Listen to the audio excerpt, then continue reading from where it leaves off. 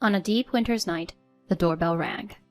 Upon answering, a police officer stood there. The officer said, "We found your child hiding on your balcony, so she is under our protection." I was confused because my only daughter was sleeping with me and I had no idea what he was talking about. The girl the officer brought looked around 5 years old. Her lips were blue, and she seemed to be shivering uncontrollably. I told him, "My daughter is with me, that's not my daughter." Despite my explanation, the officer looked at me with suspicion, suggesting that the girl should be taken to the hospital. The child's hair was long, looking like she had never had a haircut, and she appeared not to have bathed for some time. Her clothes were dirty and torn, clearly unwashed. By her looks, she seemed to be about the same age as my daughter, but she was much skinnier compared to her. "Whose daughter is she? Why was she hiding on our balcony?" At that point, I couldn't predict the turmoil this child would cause. "My name is Emily, 32 years old. I work as an office worker while raising my child. I live with my husband Tom, who was my classmate in high school, and our 5-year-old daughter Emma, in a condo my parents bought for us on the first floor. My husband works for a company, often traveling for business, and helping his colleagues even on weekends, so he's frequently away from home. On a winter day, when my husband was on business trip and I was home alone with my daughter, the doorbell rang. I wondered who could be ringing the bell at such a late hour and checked the intercom camera to find a police officer standing there. When I opened the door, the officer said, "We found your child hiding on your balcony, so she is under our protection." I was baffled by what the officer was saying. "Huh? My daughter is sleeping inside the house." "Excuse me?" The officer seemed surprised, but I was even more shocked. Apparently, the girl has sneaked into our balcony without me noticing while I was asleep. The girl the officer had with him was around 5 years old, with blue lips. It was deep in the night, cold enough for snow, and she was shivering uncontrollably. I repeated, "My daughter is with me. That's not my daughter." But the officer kept looking at me suspiciously and said the girl needed to be taken to the hospital. Seeing the little girl in the cold winter night made me feel so sorry for her. I wrapped her with a warm blanket I fetched from inside the house. Her small hands felt cold, perhaps not from the cold, but from fear or sorrow. She held back her tears, not making a sound, and bit her lip. Her hair looked unkempt, and her clothes were dirty and ragged. She seemed to be about the same age as my daughter, but she looked malnourished and was very skinny compared to her. I thought, whose daughter is she? Why was she hiding on our balcony? Seeing a child about the same age as my daughter in such a pitiful state broke my heart, and I was puzzled as to why she was here. The image of the young girl wouldn't leave my mind, and I couldn't sleep all night. Then I received a call from my husband, who was on a business trip. "Was everything okay while I was away on business?" "Something shocking happened. An unknown girl was hiding on our balcony last night. The police took her and she was taken to the hospital." "Why didn't you let her in?" "I can't just let an unknown child into our home." "You should have let that small girl into the house instead of handing her to the police. She must have been so scared." I was puzzled by my husband's sudden anger. How did he know she was a small child? I hadn't told him that. I asked him, but he seemed evasive in his responses. "Actually, that girl is the child of someone I know. Her mother was not around, and I felt sorry for her. I thought you could take care of her, so I brought her over yesterday." "Wait, weren't you on a business trip? If you had told me what was going on, I would have let her in." Tom deeply regretted leaving the little child on the balcony on that cold day. But I couldn't forgive that act. Even if he dressed the child warmly, there was a risk of the child freezing. If you're not on a business trip, where have you been and what have you been doing? My husband said he was searching for the little girl's mother, but I felt he was hiding something. After his trip, for some reason, he picked up the girl from the police and entrusted her to me. I didn't ask why, but I was worried that something was amiss. "Have you found her mother? By the way, who's her father? Where is he?" "I haven't found her yet. As for her father..." "You said she's someone you know. Who is it? What kind of acquaintance?"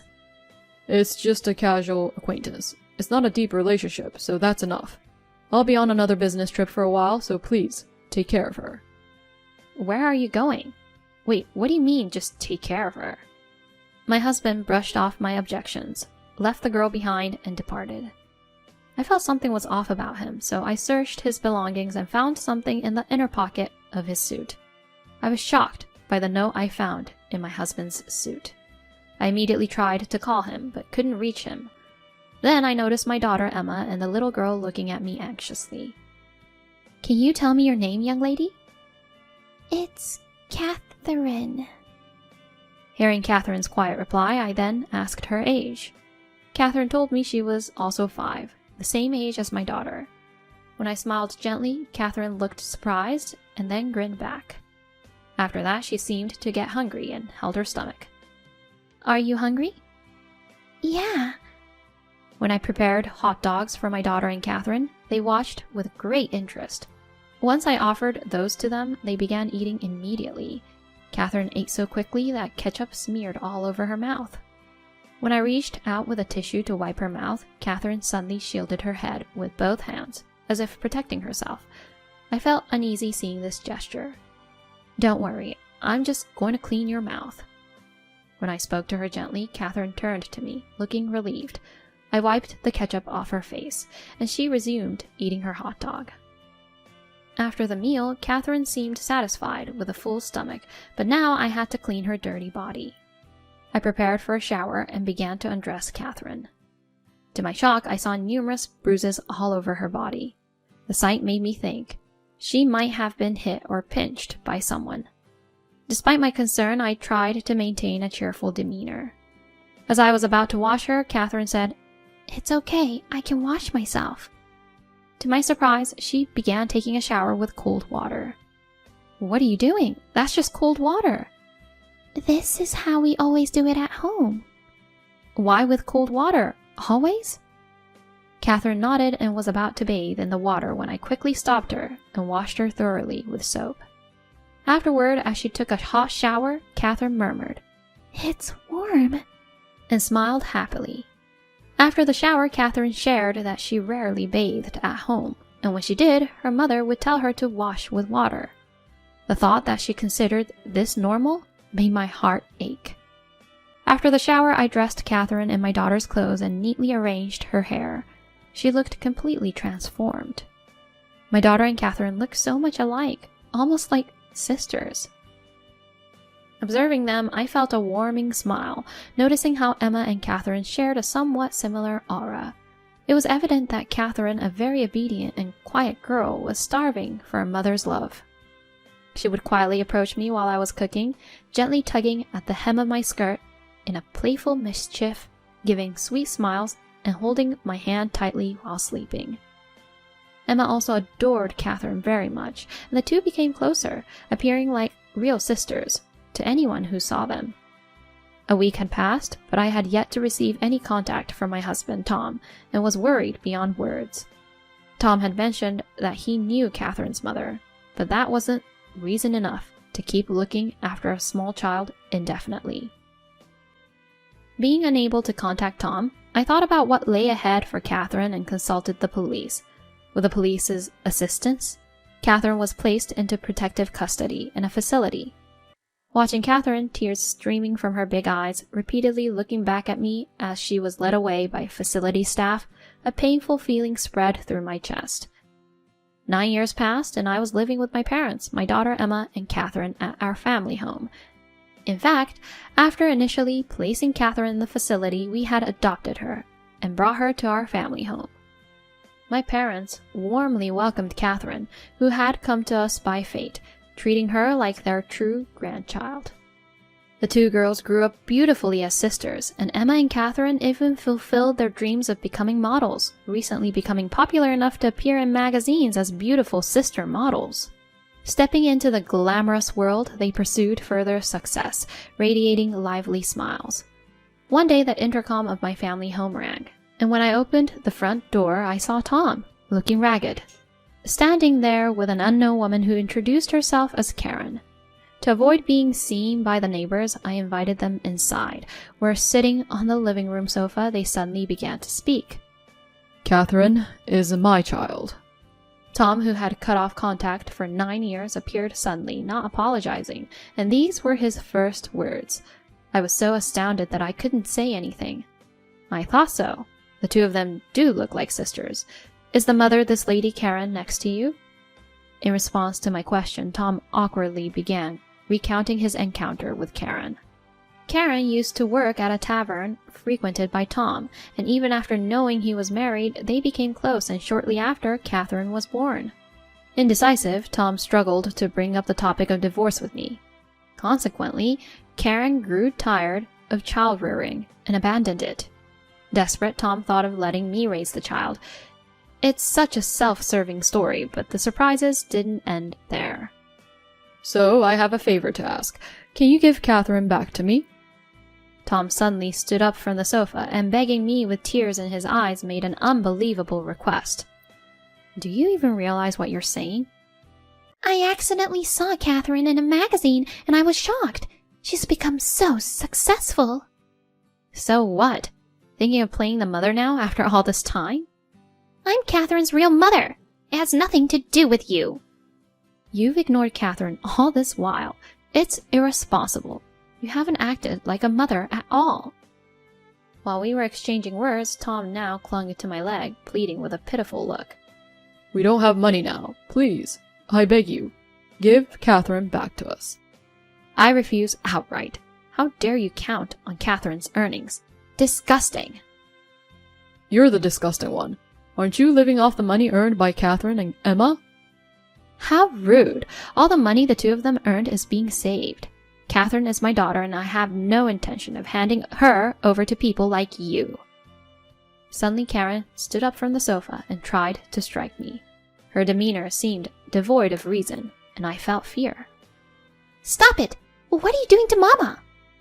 With that, Catherine suddenly appeared. She stood in front of me, arms spread wide in protection, glaring at Karen. Catherine, you've grown up so beautifully. I'm your mom, remember? Let's go home together. You're not my mom. I don't know you. Leave my house. Catherine nestled into my arms and began to cry loudly. It seems she faintly remembers the pain Karen inflicted on her during her childhood. Catherine, that's a misunderstanding. You were just a little child back then. While thinking it pointless for Karen to make such excuses now, I showed her a memo and photo I found in Tom's suit 9 years ago. The memo read, I hate raising a child. I can't love my daughter. If Tom doesn't marry me, I'll abandon Catherine, and we'll run away together. The picture showed a young Catherine covered in bruises, accompanied by a doctor's report. And you still consider yourself her mother? Why do you have that? It wasn't my fault. Tom did all that on his own. I was too young to raise a child back then, but as her mother, I'm taking Catherine back. Catherine and I have been legally adopted, so by law I'm her mother. You can't just take her back. Mentioning the law seemed to render Karen speechless. Tom, still not ready to give up, pitched another idea. All right, Emily, let's do this. I'll break up with Karen and let's restart as a couple. After all, Catherine and Emma are my kids. That should solve the problem, right? Restart with her? You're going to dump me? What are you saying? Hearing their conversation, I felt too exhausted to be angry. I wanted nothing more to do with these kinds of people. Tom, we can't just start over, unfortunately. Why can't we start over? What do you mean? I searched for you for 3 years but couldn't find you. As a result, the court granted me a divorce. A divorce was finalized? What are you talking about? Just as Tom reached out towards me, the sound of police sirens filled the air. My parents had called the police after seeing Karen's attempt to attack me. The police are here. Go home and never show your face here again. I'm sorry. Truly sorry. Forget about Catherine. Just lend me some money. Tom and Karen, showing their disgraceful sides to the end, were taken away by the police. We plan to get child support from Tom and Karen. It's clear they'll face difficulties as they're ostracized by relatives and acquaintances. Despite all that has happened, the little girl who once cowered in fear has grown strong. looking forward to a bright future filled with dreams. I plan to live happily with my daughters and parents.